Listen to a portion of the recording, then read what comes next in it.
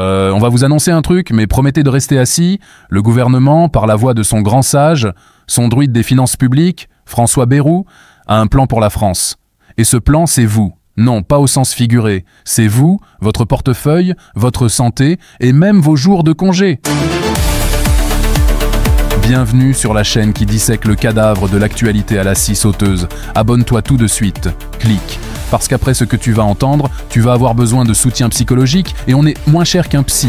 Toi, tu penses vraiment que c'est la dernière fois qu'on te l'a fait à l'envers? Le grand prêtre Bayrou, l'homme qui a traversé plus de gouvernements qu'un touriste ne traverse de fuseaux horaires, est venu nous lire les tables de la loi. Une litanie de 2 heures pour nous expliquer, avec la patience d'un instituteur face à des cancres, que la récré est finie. Il commence par un cours d'histoire. 50 ans qu'on n'a pas eu un budget à l'équilibre. 50 ans. Et il le dit comme s'il débarquait de Mars, comme s'il n'avait pas été aux premières loges, et parfois même au volant, d'une partie de ce demi-siècle de gabegie. C'est fabuleux, c'est comme si le capitaine du Titanic venait nous faire un PowerPoint sur les dangers des icebergs. Et là, attention, métaphore, il nous compare à une famille qui dépense trop. C'est mignon, hein? Sauf que dans notre famille, c'est pas nous qui avons signé les chèques en blanc pour des projets foireux, des ronds-points à la pelle et des comités Théodule, c'est eux. Mais c'est de notre faute. Vous comprenez? On est accro à la dépense publique. C'est nous, les junkies. Lui et ses potes, ils étaient juste les dealers bienveillants qui nous fournissaient la cam. Et aujourd'hui, ils viennent nous présenter la facture de la cure de désintox. Une cure qu'ils nous imposent, bien sûr. Vous la sentez, la subtilité? Le tableau qu'il nous peint est apocalyptique.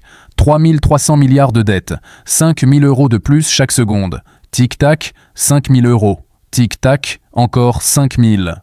Ça y est, le temps que je dise ça, on a payé le salaire annuel de quelqu'un en dette. Il nous agite le chiffon rouge de la Grèce. Souvenez-vous, le peuple qui a dit non par référendum et qui a dû dire oui 4 jours plus tard, la gorge serrée. C'est pas une analyse, c'est une menace. Tenez-vous tranquille, sinon on vous rase gratis. Et qui va tondre? Ceux qui ont laissé la laine pousser en dépit du bon sens. Alors, son plan. Son plan, stop à la dette. Accrochez-vous à votre slip, ça va secouer. Première mesure, la fameuse année blanche pour 2026. Un nom poétique pour dire qu'on gèle tout. Ta retraite? Elle bouge pas, même avec l'inflation qui grignote. Les prestations sociales? Pareil, on appuie sur pause, c'est un effort collectif qu'il dit. Sauf que l'effort, il n'est pas tout à fait le même pour tout le monde. Quand tu touches 1200 € de retraite, une année blanche, c'est pas une année, c'est une ère glaciaire. Mais il faut bien que quelqu'un paye, n'est-ce pas? Et c'est rarement celui qui fait le discours. Ensuite, la santé.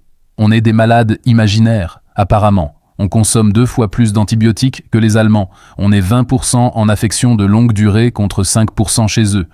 La conclusion de Bayrou, c'est pas que notre système est peut-être différent ou que notre bouffe est pleine de merde. Non, c'est qu'on abuse. Alors, hop, la franchise sur les boîtes de médoc, le plafond annuel passe de 50 à 100 €.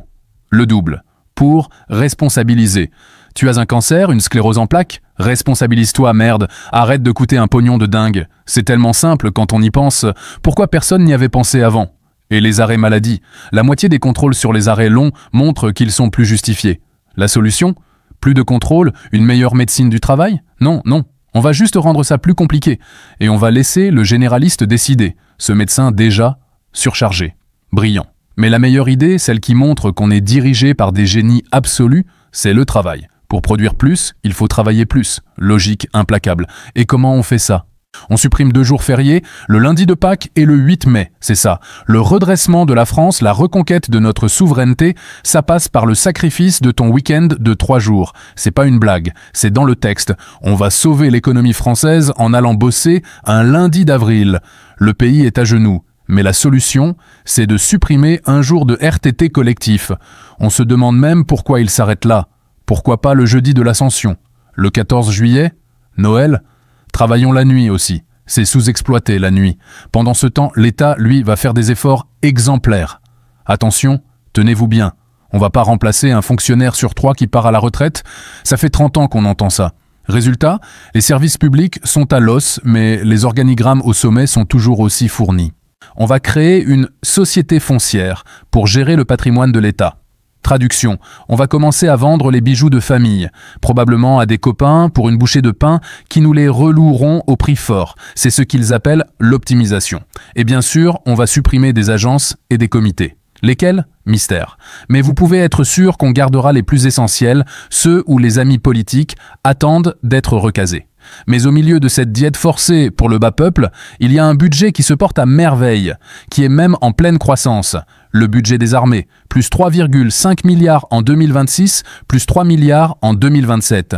Parce que la guerre, c'est important.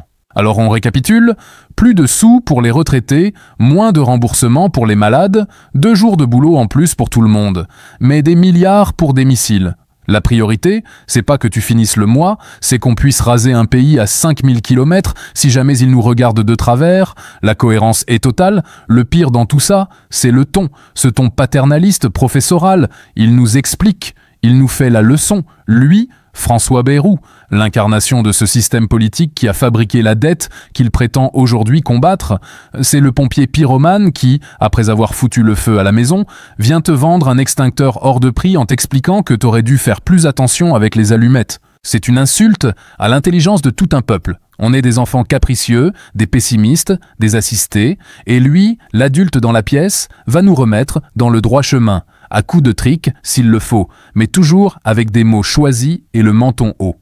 Le plan, en avant la production, est du même acabit. Moins de normes, moins de subventions. On va libérer les entreprises. Sur le papier, c'est super. Dans la vraie vie, ça veut dire moins de protection pour les salariés, moins de contrôle environnemental, et à la fin, c'est toujours les mêmes qui trinquent. Alors voilà le topo. On est au pied du mur, la falaise est proche, et le seul plan de sauvetage qu'on nous propose, c'est de nous couper un bras pour alléger le poids. Mais c'est pour notre bien, hein, pour notre liberté, notre indépendance. La vraie question, c'est pas de savoir si ce plan est juste ou efficace. C'est une vaste blague. La vraie question, c'est jusqu'à quand on va se laisser insulter comme ça? Jusqu'à quand on va accepter que les architectes du désastre se présentent comme nos sauveurs? Balance en commentaire ce que tu ferais de tes 2 jours de congé si on te les rendait. Abonne-toi et active cette cloche, parce que les prochaines annonces risquent d'être encore plus salées. Lâche un pouce en l'air si t'as envie de tout cramer, et fais-toi plaisir dans la boutique, ça aide la chaîne à payer ses factures, sans faire une année blanche. Faites attention à vous, et on se retrouve très vite pour une prochaine vidéo. Et n'oubliez jamais, tout ce qu'on vous raconte n'engage que vous.